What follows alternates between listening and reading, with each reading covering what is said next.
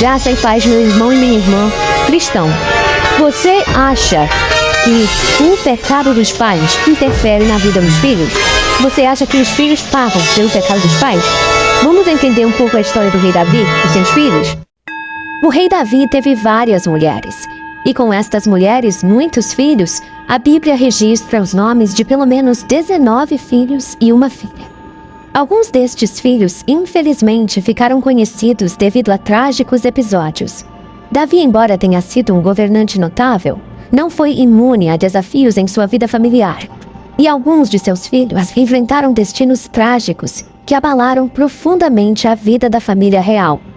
E no vídeo de hoje, nós falaremos da triste história na vida de 4 filhos do rei Davi. Fica conosco e vamos conhecer todos os detalhes desta trágica história na família real. Mas antes, se inscreva no canal, deixe seu like e ative o sininho das notificações para ser avisado sempre que tiver vídeo novo no canal. A vida do rei Davi foi cheia de desafios, especialmente quando se tratava de sua família. Um desses desafios ocorreu quando sua filha Tamar foi violentada por seu meio-irmão Amnon. A história de Tamar está registrada no livro de 2 Samuel, capítulo 13.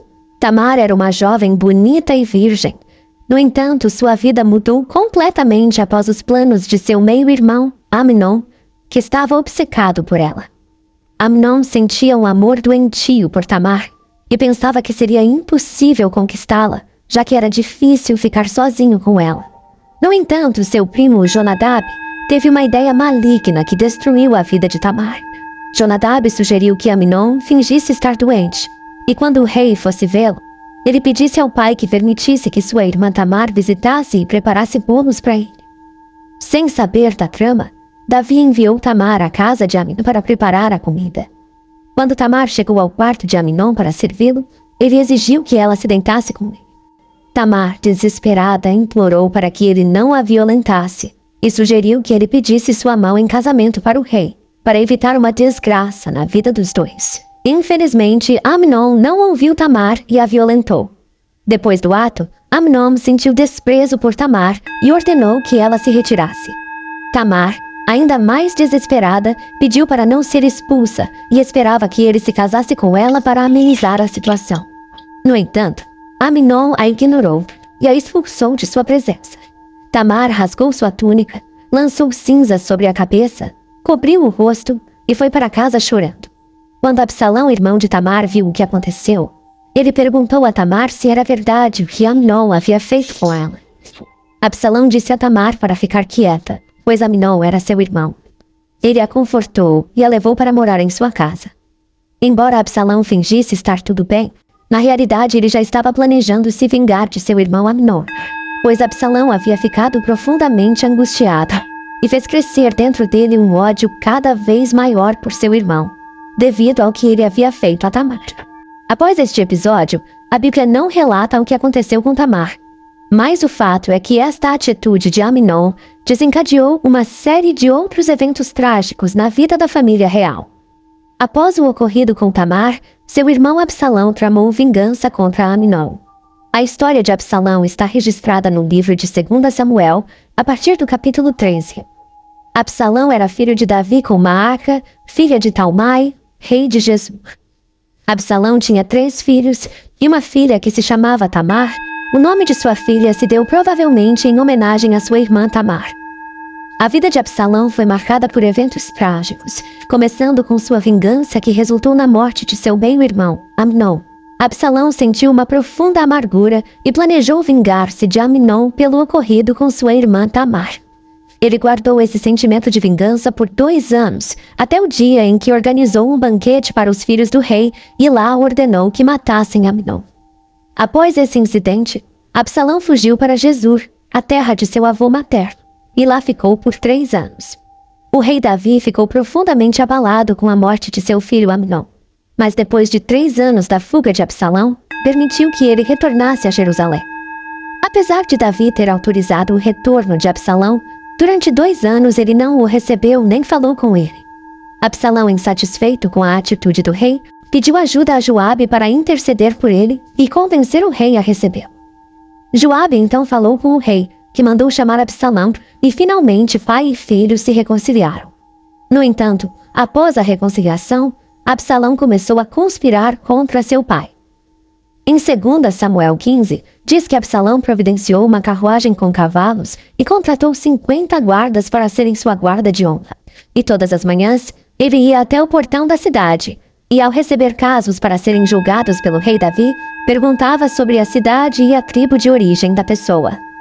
Absalão afirmava que a causa da pessoa era justa e lamentava que o rei não tivesse ninguém para ouvi-la. Ele recebia a todos carinhosamente com um beijo, e assim ia conquistando o coração do povo de Israel. Após 4 anos, Absalão pediu permissão ao rei para ir a Hebrom, cumprir o voto feito a Deus. O rei permitiu sem saber que Absalão estava planejando tomar seu trono. Enquanto estava em Hebrom, Absalão enviou mensageiros para todas as tribos de Israel, dizendo que assim que ouvissem as trombetas, deveriam proclamar que ele havia sido coroado rei em Hebrom. Enquanto oferecia sacrifícios, Absalão convocou Aitofel, um conselheiro de Davi, para se juntar a ele. E com o tempo, muitos outros se uniram a Absalão, e a conspiração ganhou força. Um mensageiro chegou a Jerusalém para informar Davi que todo Israel havia se unido a Absalão e que eles deveriam fugir imediatamente, caso contrário seria tarde demais. O rei e sua família partiram imediatamente, deixando apenas 10 concubinas para cuidar do palácio. E Absalão e uma multidão de pessoas entraram em Jerusalém acompanhados por Aitofel. Absalão perguntou a Aitofel o que deveria fazer. E este sugeriu que ele tivesse relações com as concubinas de seu pai à vista de todo Israel, para mostrar seu desrespeito por Davi. Aitofel também planejou perseguir e matar Davi. No entanto, Absalão decidiu procurar o conselho de Uzai, um amigo leal de Davi. Uzai aconselhou Absalão a reunir um grande exército e liderar a busca e destruição de Davi. Absalão e os homens de Israel prefeririam seguir o conselho de Uzai, pois Deus havia decidido frustrar o conselho de Aitofel para acabar com os planos de Absalão. Uzai era leal a Davi e o avisou dos planos de Absalão, e dessa forma eles puderam se preparar para a batalha. Davi, aconselhado por seus homens, não participou da batalha, pois eles consideravam sua vida muito valiosa para correr o risco de perdê-la. O rei, porém, ordenou que fossem bondosos com Absalão.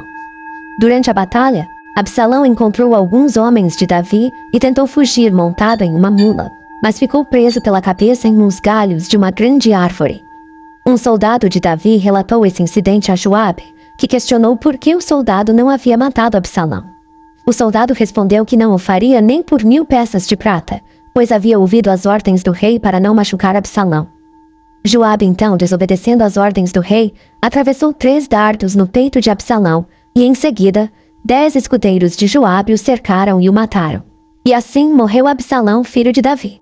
Adonias foi o 4º filho do rei Davi. Ele ficou conhecido na Bíblia por sua tentativa de tomar o trono de seu pai. Sua história está registrada no livro de 1 Reis, oferecendo um relato intrigante dos desafios envolvidos na sucessão real em Israel. Adonias era filho de Agite, uma das esposas de Davi. Após a morte de seus irmãos mais velhos, ele se tornou um dos possíveis sucessores ao trono. No entanto, Davi, instruído por Deus, já havia escolhido Salomão, seu filho, com Batseba, como seu sucessor.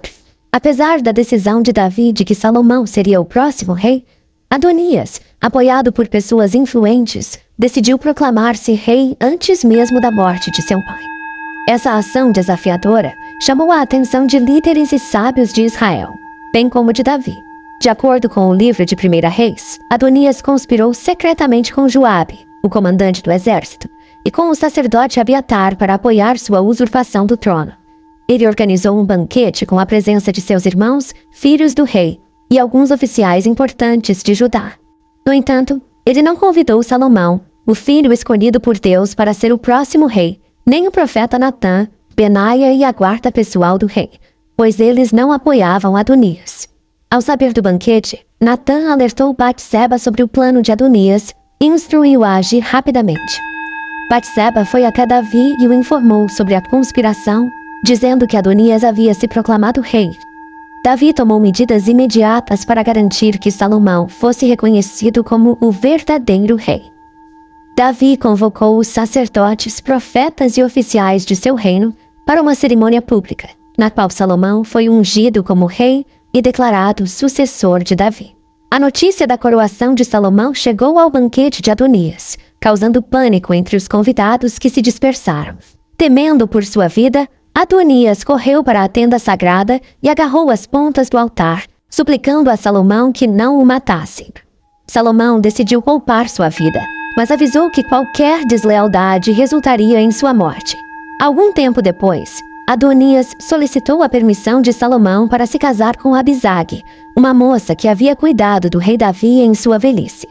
Salomão interpretou esse pedido como uma ameaça à sua autoridade e ao reino de Israel. Ele ordenou a Benaia, um dos seus comandantes, que executasse Adonias.